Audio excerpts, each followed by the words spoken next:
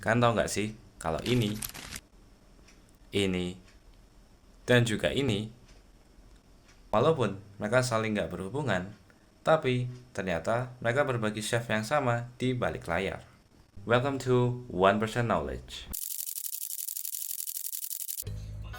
Bayangin kalian lagi desain pakai pen tools di Photoshop, nambahin titik demi titik, sampai akhirnya jadi elemen desain yang bernilai 2M. Nah, rahasia di balik kemulusan grafis ini bukanlah sihir, tetapi konsep rumus matematis yang bernama cubic spline interpolation. Simpelnya, cubic spline ini adalah salah satu taktik interpolasi untuk menghubungkan dua buah titik dengan satu garis panjang yang lentur dan bisa kita bengkok-bengkokkan secara halus. Soalnya itu ada ketika titik-titiknya itu makin banyak, guys. Kalau cuma pakai satu kurva yang panjang dan titik-titik yang dihubungkannya itu makin banyak, maka akan terbentuk anomali aneh pada kurvanya itu. Entah nanti ada sudutnya yang berbelok ke sudut yang lain, atau bahkan ada sudutnya nanti yang menukik tajam ke arah yang lain, membentuk sebuah anomali bahkan di grafiknya itu. Nah, hal-hal nggak natural ini biasanya disebut sebagai osilasi dalam dunia matematika. Nah, hal kayak gini bisa kita perbaiki dengan mudah loh. Tenang, ini nggak perlu sesuatu garis atau rumus yang kompleks.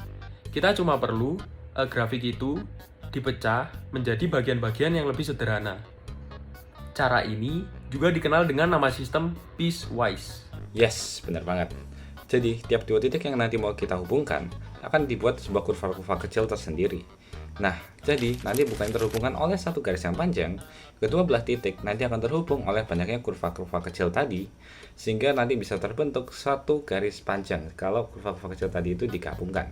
Ketika semua kurva kecil itu tadi sudah disambung, jika perhitungan rumus kita benar, maka akan terdapat sebuah satu garis mulus yang akan terlihat menghubungkan antar dua titik itu. Secara teknis, memang tiap potongan dari kurva-kurva kecil itu tadi memang punya rumusnya masing-masing. Tapi santai aja guys, itu nggak usah kita pikirin ataupun kita hafalin.